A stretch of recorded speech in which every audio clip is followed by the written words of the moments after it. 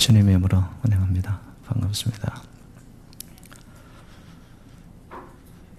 디모데전서는 사도 바울이 그의 영적인 아들과 같은 디모데에게 보내는 서신입니다. 편지라는 것은 굉장히 개인적이지요. 그래서 그 편지에는 내 마음에 느끼고 생각하고 그리고 상대방을 모두 위하는 마음을 고스란히 여러분 마음을 전달할 수 있는 매체가 편지입니다. 그처럼 사랑하니까 그런 거겠죠. 그래서 사도 바울이 이 디모데에게 그 로마 감옥에 두 번째 갇혔다가 사도 바울이 순교를 당합니다. 그때가 AD 67년인데 여러분 순교하기 전에 쓴 이 편지다 보니까 참 절절할 겁니다. 그리고 또 성경학자들은 아마 이 유언과도 같은 그런 마음을 알랄리 담아서 디모데에게 전하지 않았을까. 그러면 이 디모데 전서의 목적은 뭐냐라는 거죠. 그 편지를 왜 썼을까? 그 안에 담겨진 내용은 뭔가? 두 가지의 목적이 있습니다. 첫 번째는 아들과 같은 이 디모데의 목회가 정도로 나가기를 사도 바울이 원했던 거예요. 목회가 힘들까요? 쉬울까요? 뭐 안 해봤으니까 뭐 알겠어요? 근데 아까 오 집사님 기도 가운데 가끔 힘든 목회 이러더라고요. 그래서 목회를 몰라도 잘 모르네. 목회 여정이 가끔 힘들면은 할만합니다. 근데 정말 전적인 하나님의 도움이 없고서는 안 되는 것이 이 목회입니다. 그렇게 목회는 방향이 이 땅에서 시작하고 인간에서 출발한 게 아닙니다. 하나님의 일을 하는 것이기 때문에 하늘로부터 시작돼야 되고 하나님이 도우셔야 된다는 거예요. 그래서 디모데의 목회가 너 방향이 어디냐라는 거죠. 하늘을 봐라. 그러면서 핵심적인 주제 하나를 꺼내는 것이 경건의 비밀입니다. 경건의 비밀. 여러분 경건이라는 것이 영어로 표현하면 godliness입니다. earthliness가 아니고 manliness가 아니고 godliness.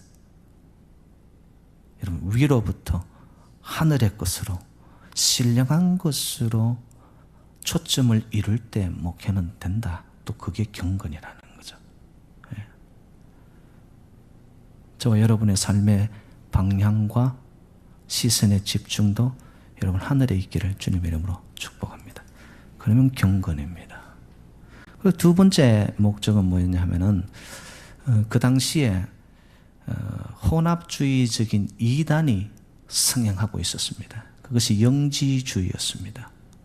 영지주의는 기독교와 무관한 것이 아니에요. 여러분 이단이라는 것은 여러분 아시다시피 처음과 중간까지는 잘 같이 나갑니다. 그런데 다른 이의 끝 아닙니다. 끝에 가서 달라지는 거예요. 영지주의도 특징이 뭐였냐면은 하나님을 찬양해요. 하나님을 알고 싶어 해요. 근데 그 방법이 잘못된 거예요. 여러분 구원에 이르는 방법은 뭐죠? 우리의 의로 인해서 이릅니까? 믿음으로 인해서 의에 이릅니까? 믿음으로 구원에 이르는 거예요. 근데 영지주의에서는 하나님을 알고 믿어야 돼. 그러는데 방법이 뭘 강조하냐 하면은 지성을 이야기합니다. 이성을 말합니다. 일단 우리가 뭔가를 알아야 되는 거 아니냐. 그래서 여러분 그 나스시스라는 그 자체가 안다라는 뜻입니다. 이런 믿음의 세계, 신앙의 세계는 알고 가려고 하면 절대로 힘듭니다. 또 갈 수도 없어요. 그런데 일단 믿고 나면은 그 세계가 보여지는 것이 신앙인 줄로 믿습니다. 이게 영지주의의 방향이 잘못된 거예요.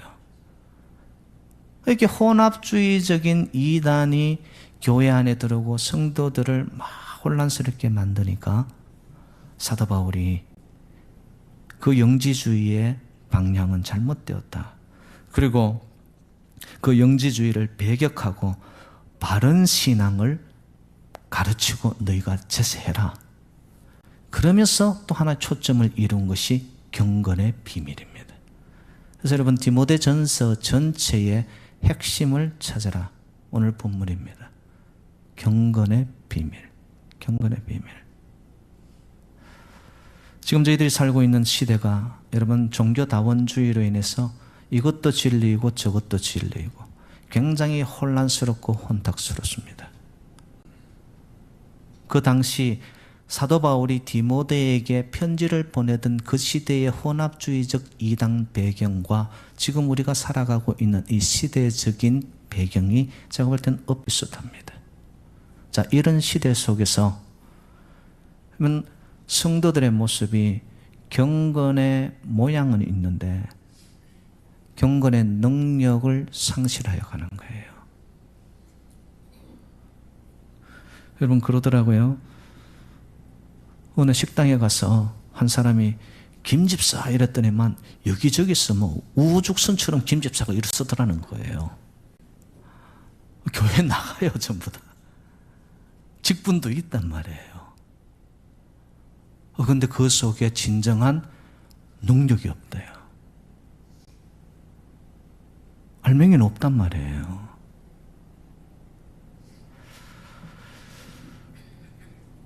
우리의 모습은 어떤가? 우리 교회는 어떤가?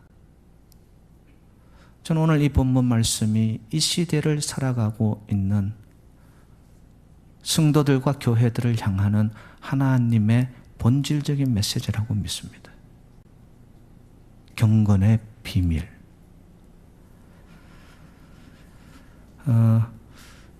미국 남부 지역에서 실제적으로 있었던 이야기인데요. 대형 교회였습니다. 그런데 그 교회가 갑자기 교인이 빠져나가고 교인 수가 줄고 이러니까 교회에서 당황하기 시작한 거예요. 이유가 뭐지? 왜 이렇게 성도들이 빠져나가는 것일까? 그래서 여러분 그 교회 주변에 시장 조사를 의뢰하게 되었습니다. 원인을 알기 위해서 몇 가지 원인을 밝혔어요. 첫 번째는 교회 이름에 문제가 있다라는 거예요. 그리고 그 교회는 침례 교회였습니다. 지금도 미국 남부 지역으로 가면 거기가 침례 교회의 본산지입니다. 굉장히 뜨겁고 활발합니다. 그런데 이 침례 교회라는 것 때문에 성도들이 부담스러워한다는 거예요. 거부감을 느낀다는 거예요. 그래서 교회 이름을 바꾸어 버렸습니다. 두 번째는 교회가 위치가 좀 외딴 곳에 있다 보니까 찾아오기가 힘들다라는 거예요. 그래서 교회 건물을 팔고는 하이웨이가 지나가는 사람들이 용이하게 근접할 수 있는 아주 노른자의 땅을 사서 교회를 짓고 교회를 세웠습니다. 교회를 이전한 거죠. 세 번째는 사람들이 교회 안에 있는 종교적인 상징물을 부담스러워한다는 거예요. 뭐 구체적인 예로 십자가가 이거 거북을 일으킨다. 교회 안에서 여러분 모든 십자가를 다 떼어버렸어요. 그 교회를 짓기를 어떤 종탑 이런 형태의 교회가 아니라 교회를 극장식으로 지은 거예요. 그리고는 어느 누구나도 교회에 올 수 있도록 문턱을 낮추고 이 교회의 분위기가 뭐 현대판 복지관 같아요. 그리고 마지막이 목사님의 설교 가운데 아니면 교회 내에서 사용되어지는 신학적인 용어 중에서 죄, 회개, 심판, 지옥 이런 부담스러운 말들을 쏙 빼버렸다는 거예요. 그리고 오는 사람들, 성도들에게 교회는 쉽게 말해서 많이 오게 하려고.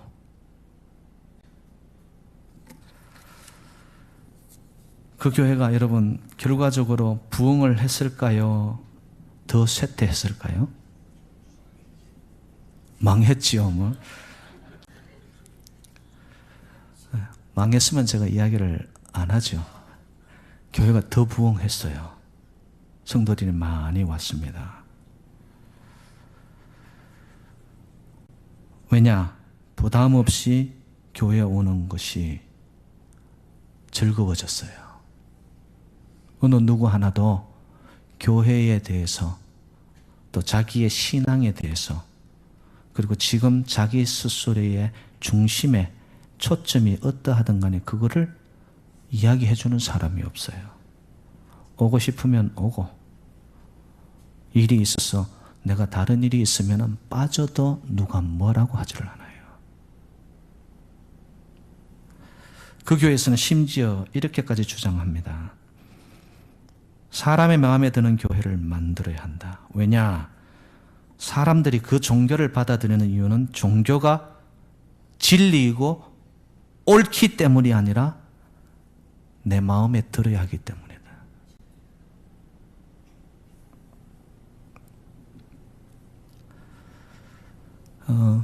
여러분, 저와 여러분들은 의롭다함을 얻어야지만 사는 죄인들입니다. 지난주에 제가 말씀을 드린 초점처럼 여러분, 교회에서 우리가 하나님 앞에 가질 수 있는 가장 본질적인 정체는 나는 죄인이라는 거예요. 이것을 빼먹고 오는 사람들을 구매자로 생각하는 거예요. 그리고 교회 또한 비즈니스화 되어버립니다. 그래서 오는 손님들을 어떻게 해야 될까요? 어떤 식으로든 기분 좋게 만들어줘야 되는 거예요. 자, 이게 과연 하나님의 시선과 하나님의 마음이 머무는 교회인가?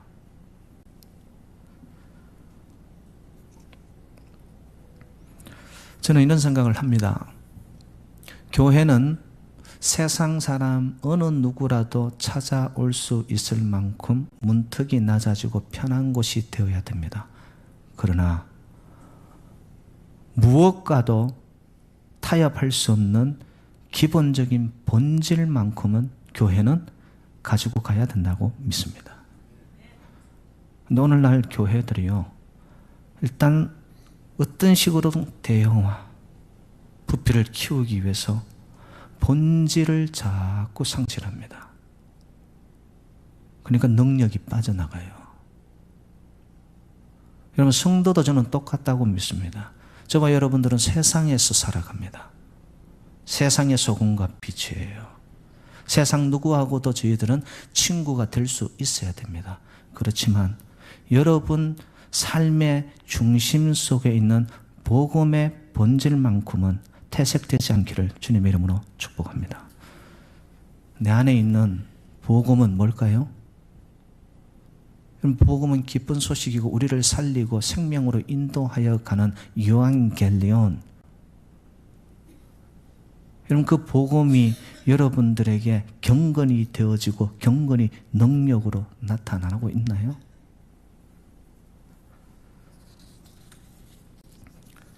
그렇다면 교회의 본질은 무엇일까요? 오늘 본문을 여러분들이 잘 듣고 이해하시면 교회에 대한 상당 부분을 여러분들이 해결받습니다. 오늘 본문에서 교회는 이렇게 표현을 합니다. 살아계신 하나님의 집이라고 이야기합니다. 살아계신 하나님의 집, household of the living God. 하나님 살아계심을 여러분 믿으세요? 정말 살아계신 불꽃 같은 눈동자를 가지신, 지금도 우리의 생각들을 감찰하시는, 일거수일투족을 다 지켜보고 계시는 살아계신 하나님. 여러분, 그 하나님을 우리가 의식한다면은 우리의 모습들이 아마 지금의 모습은 아닐걸요. 살아계신 하나님의 집. 여러분, 집은 무엇을 의미합니까? 집은 쉴 수 있는 곳이죠. 편안하게, 그리고 마음 편히 벗을 수 있는 곳입니다. 여러분, 집에서 정장하고 넥타이 메고 계시는 분 계시나요? 뭐 보나 안 보나 뭐 팬티 바람으로 돌아다니실 거네요. 예? 편하니까, 벗을 수 있는 곳이니까. 그리고 여러분, 집은 돌아오면 행복한 곳입니다. 행복한 곳이에요. 저는 우리 새누리재단이 여러분의 영혼의 안식처가 되고요, 오면 평안이 흐르고 오면은 즐겁고 그냥 행복이 가득한 하나님이 집이 되시기를 주님의 이름으로 축복합니다. 수고하고 무거운 짐진 자들아 다 내게로 오라. 내가 너희를 쉬게 하리라. 마태복음 11장 28절 말씀. Come to me, all you who are weary and burdened. 너무 삶에 지쳐 무거워서 쓰러질 것 같아. 근데 오면은 I will give you rest. 안식과 쉼을 주시겠다고. 오늘도 이 재단에 여러분들이 오신 이상은 여러분 행복 충전되시고 여러분의 진정한 쉼과 안식과 자유와 내 안에 어느 곳에서도 내려놓을 수 없었던 하나님 앞에 나의 모든 치부까지도 다 세상의 옷을 벗고 내 자존심도 벗고 하나님 앞에 있는 그대로를 다 드러내고 토설하는 가운데 깊은 영적인 교제를 통해 하나님이 주시는 놀라운 위로가 있으시기를 주님의 이름으로 축복합니다. 여러분, 교회의 생명은 그게 있습니다.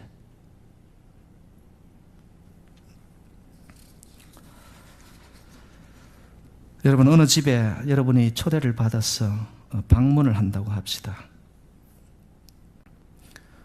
방문을 하는 이유는 뭐죠? 그 집에 얼마나 잘 살고 뭘 가지고 해놓고 사나 두리번 하기 위해서 가나요? 아니잖아요. 그 집에 주인을 만나러 가는 거잖아요. 여러분, 오늘 교회의 머리 되신 예수 그리스도, 이 성전의 하우스홀드 주인 되신 하나님을 우리는 뵈러 아련하러 왔단 말이에요. 하나님이 저와 여러분들을 다 초청하여 불러주셨어요. 여기에 오셨는데 여러분들이 앉아 계시는데 진정 만나야 될 하나님을 영적으로 내 인생의 주인님이십니다, 하나님이 저의 전부입니다는 고백 하나 되지 아니하고 그냥 왔다 갑니다.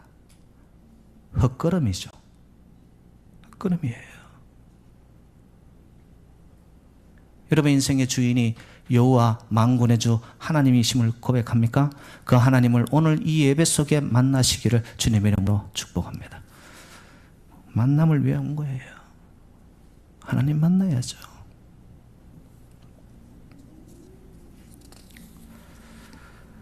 제가 가끔씩 차를 몰고 베이사이드를 지나고 리틀렉을 지나고 그레인록으로 지나고 이렇게 가다 보면은요, 참 큰 집들, 웅장하고 잘 지어진 집들이 절비하게 길거리에 있더라고요. 그러면서도 제 마음속에 드는 생각이 뭐냐, 야, 저렇게 크고 럭셔리하고 뜰도 넓고 방은 몇 개나 될 것 같은 저런 큰 집이 정말 저 안에 사는 사람들이 모두가 스위트홈으로 생각을 할까? 그런 길거리를 지나다 보면 조용하다 못해서 적막해요. 사람이 사는지도 모르겠어요. 이것을 영적으로 적용을 해보면 여러분, 오늘날 많은 교회들이 있습니다. 우리 이 플러싱 일대만 해도 여러분 크고 작은 교회 다 하면 300~400개가 넘어요. 그런 교회들이 많은데 정말로 살아계신 하나님이 거하시고 통치하시고 기입하시고 다스리는 교회는 얼마나 될까? 얼마나 될까? 제 마음의 소망과 저의 기도는 우리 새누리 재단은 겉으로는 보여지는 것으로는 내세울 것이 없어도 하나님의 구체적인 살아계신 역사하시는 개입과 간섭을 통하여 한순간도 하나님의 손길에서 떠나지 않는 살아계신 하나님이 다스리는 재단이 될 수 있기를 주님의 이름으로 축복합니다. 여러분 스스로가 내가 다니는 교회에 대한 그런 영적인 자부심을 가져야 돼요. 우리 교회는 건물도 없고 시설도 낙후하고 내가 어느 교회 다닌다는 말 한마디 못하고 다녀요. 여러분 이거는 아니지 않습니까? 한 번의 예배를 드려도 이 예배 속에 하나님의 역사하심과 하나님의 살아계신 손길과 아버지의 섭리가 흘러가는 것을 영과 영이 만나 내 심령의 가장 밑바닥에서 진정 감동이 올라오고 하나님이 정말 나를 만지시고 어루만지시고 터치하시는 그러한 영적인 교감이 있는 예배가 우리 새누리 재단의 예배가 된다면 저는요 하나님의 시선이 그렇게 좋은 크고 웅장한 많은 사람들이 모이는 교회보다는 오히려 살아있는 하나님의 백성들이 감동으로 드려지는 그 예배 속에 하나님의 시선은 반드시 새누리를 향하게 될 줄로 믿습니다. 여러분 이것이 우리가 지향해야 될 교회 아닌가요? 이것이 한 성도로서 우리의 심령에 여러분 똑바른 그림을 그려나가야 될 모습 아닌가요?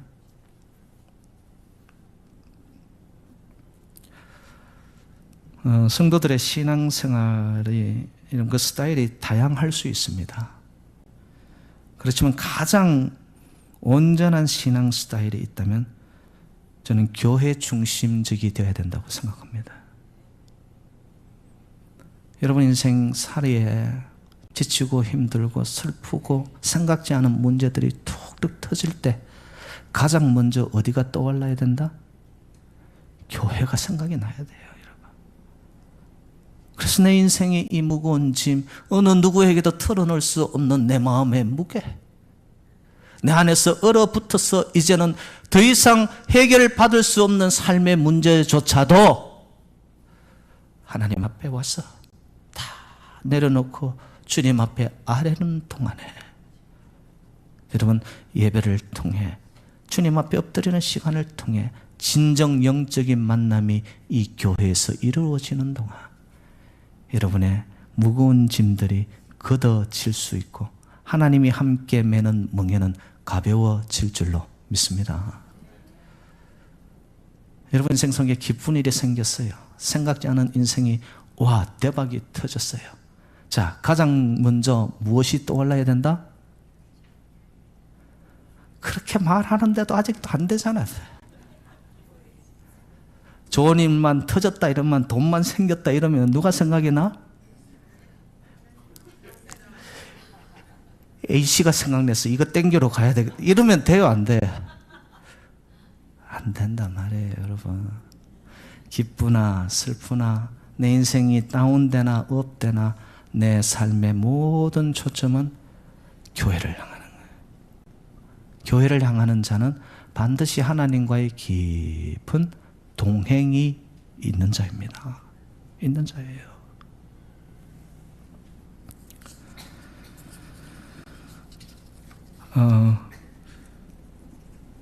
여러분 살아계신 하나님은요 지금도 정말 이렇게 활동적이면서 굳어 있는 것이 아니에요. 죽은 우상들처럼 의미 없이 그냥 아이돌, 우상으로 감각 없이 생명 없이 서 있는 그런 산당들이 아니라 하나님은 살아계신 하나님은 영으로 여러분 저와 여러분들을 만나서 터치하면서 이렇게 세워주시고요. 때로는 우리 아픈 부분을 하나님이 감싸주시고요. 저는 우리 교회가 정말 하나님의 살아계신 손길이 한 영혼을 여러분들이 이 재단에 와서 엎드려 눈물 흘려 토설하며 기도할 때 그 기도가 상달되고 응답받아서 그 누구에게도 어느 사람에게도 해결받지 못하였던 내 인생에 참된 위로와 자유함이 여러분 우리의 이 재단에서 이루어질 수 있기를 주님의 이름으로 축복합니다. 살아계신 하나님, 살아계신 하나님. 여러분 좋은 교회는요 살아계신 하나님의 이 경험들이 많은 교회입니다. 저는 지금까지 담임 목사로서 이제 9년째 접어들어 하고 있지만요 지나온 시간들을 쭉 파노라마처럼 되돌려보면 그때도 하나님이 지켜주셨구나. 그때 하나님이 이 재단을 붙잡지 않았다면 어떻게 되었을까? 저 자신에게도 똑같습니다. 그래서 저는 구체적으로 새누리재단에 업앤다운이 있었지만은 그 순간순간마다 하나님이 개입하시고 간섭하시사 지금까지 이렇게 붙잡아 주신 줄로 믿습니다. 여러분 지난해만 생각해봐요. 앞에 서면은 자리가 덤숭덤숭 다 비었었어요. 근데 여러분 한번 돌아보세요. 지금 꽉 찬 것까지는 아니지만 그래도 누가? 하나님이 잡고 계시는 거죠. 여러분은 godliness, 경건, 사람도 아니에요. 재물도 아니에요. 이 세상의 어떤 권력도 아니에요. 교회의 생명은 살아계신 하나님을 보는 거예요. 근데 거기서 능력이 오더라고요. 그리고 하나님이 해결하시더라고요. 지금까지 저의 목회에 이런 남은 것이 있다면은 이제는 사람 바라보고 가면 안 되는구나.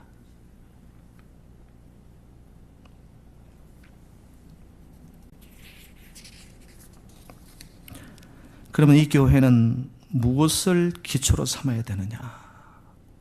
오늘 본문 15절에 보니까 진리의 터 그리고 기둥이 나타납니다. 여러분 진리는 세상에 보편타당한 불변한 그것이 진리가 아닙니다. 진리는 하나인데요.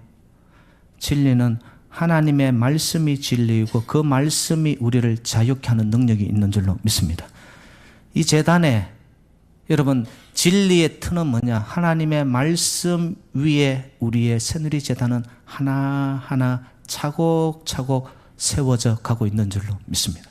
말씀으로 세워지고 기초가 되어지고 흔들리지 않는 기둥, 받치고 있는 기둥이 말씀의 기둥으로 세워진다면 여러분 세파와 이 땅의 수많은 더 나아가서 사탄 마귀의 죽음의 세력들이 이 교회를 흔들어 놓는다 할지라도 여러분 하나님의 진리의 터 기둥에 말씀이 세워져 있는 교회는 그 어둠의 세력들이 왔다가도 한 길로 왔다가도 일곱 길로 쫓겨나가는 역사가 있을 줄로 믿습니다. 내 영혼에 내 삶의 말씀으로 채워져 있다면은 여러분 하나님의 말씀은 내 길의 등이요 내 길의 빛인 줄로 믿습니다. 말씀이 나를 채우고 그 진리의 터가 나를 붙잡고 가는 동안 세상이 아무리 요동친다 할지라도 이 땅의 어둠이 나를 엄습하여 온다 할지라도 내 안에 있는 진리의 말씀의 생명이 나를 진리로 하나님이 원하는 길로 인도하니까 말씀이 나침반이 되어 여러분 어둠 속에서도 반드시 저와 여러분 이 교회 여러분의 삶의 자리에 우리의 후손들이 나아가는 길은 하나님께서 항해하는 동안 폭풍우 속에서도 가야 할 그 길로 저희의 재단, 저와 여러분들을 인도하여 가실 줄로 믿습니다. 진리, 기둥, 하나님의 말씀인 줄로 믿습니다.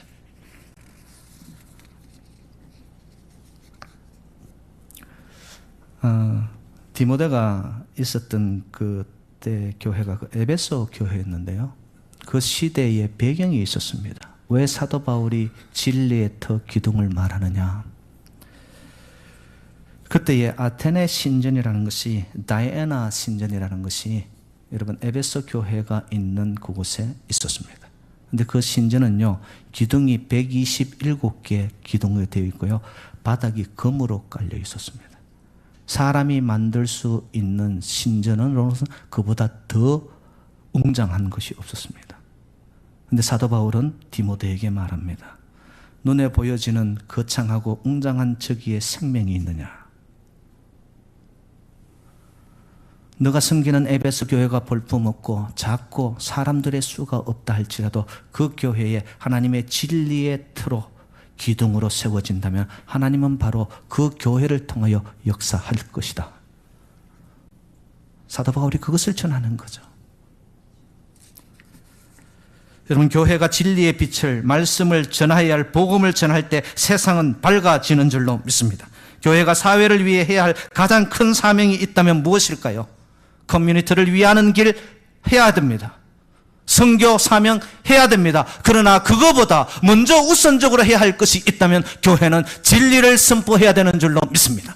하나님의 말씀이 없어지는 교회에 아무리 커뮤니티를 위해 선교를 한다 할지라도 터가 흔들리고 기초와 반석 위에 세워져 있지 않다면 그 교회는 반드시 허물어질 것이고 흔들리고 말 것입니다. 새누리재단이 지금까지 온 지탱한 힘이 있었다면 부족한 종이 말씀 붙잡고 이 교회가 그래도 진리와 흔들리지 않는 말씀의 기둥으로 나아간다면 하나님 언젠가는 이 교회를 지금보다 더 크게 들어서시사 영광을 나타내는 교회가 될 줄로 알고 저는 말씀 붙잡고 왔습니다.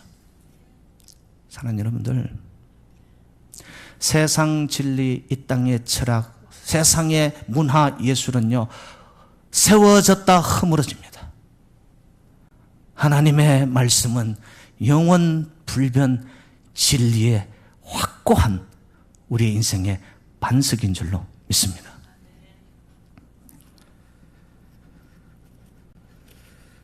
저는 이런 생각을 해봐요. 교회가 진리의 말씀이 선포되지 않고 흔들리면요, 거기에 있는 성도들의 영혼이 흔들립니다.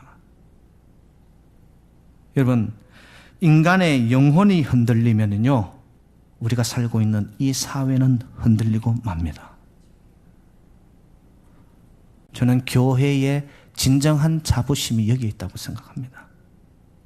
수가 중요한 게 아니고요, 얼마나 큰 건물이 있냐 이것이 중요한 게 아니고요, 한 번의 예배 속에서 하나님의 진리의 말씀이 선포됨으로 선포되는 그 유한겔리온 복음이 한 영혼을 살려내는, 지치고 상하고 길 잃어버렸던 자가 하나님 앞으로 돌아오는 진정한 참된 영혼의 회복이 있어진다면 저는 그 교회를 통하여 하나님은 지금도 일하고 계신다고 믿습니다.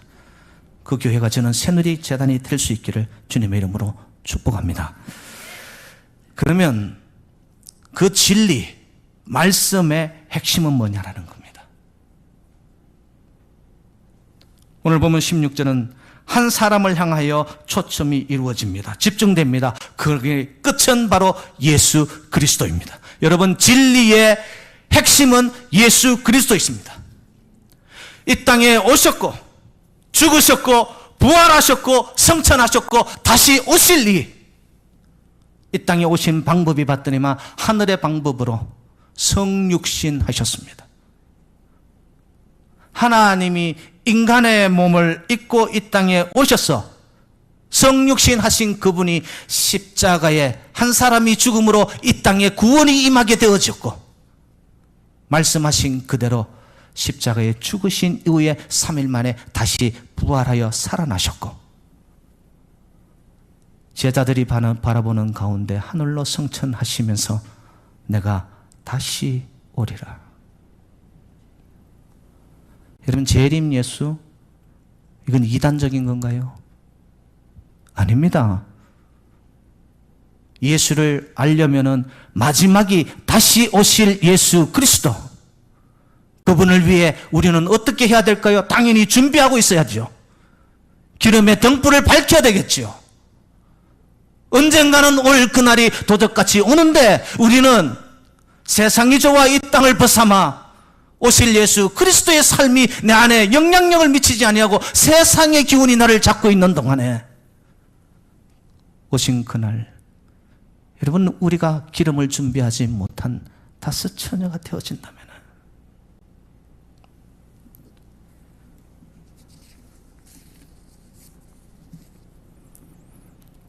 경건의 핵심은 예수 그리스도입니다.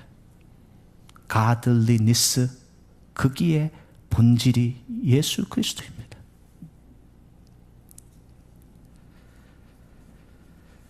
어떤 분들은 경건 말하면은요, 누구보다 기도 가운데 더 오래 눈 감고 부동 자세로 가만히 있을 수 있는가? 그걸 경건으로 생각합니다. 거기 뭐 기도하는지 자는지 어떻게 알아요?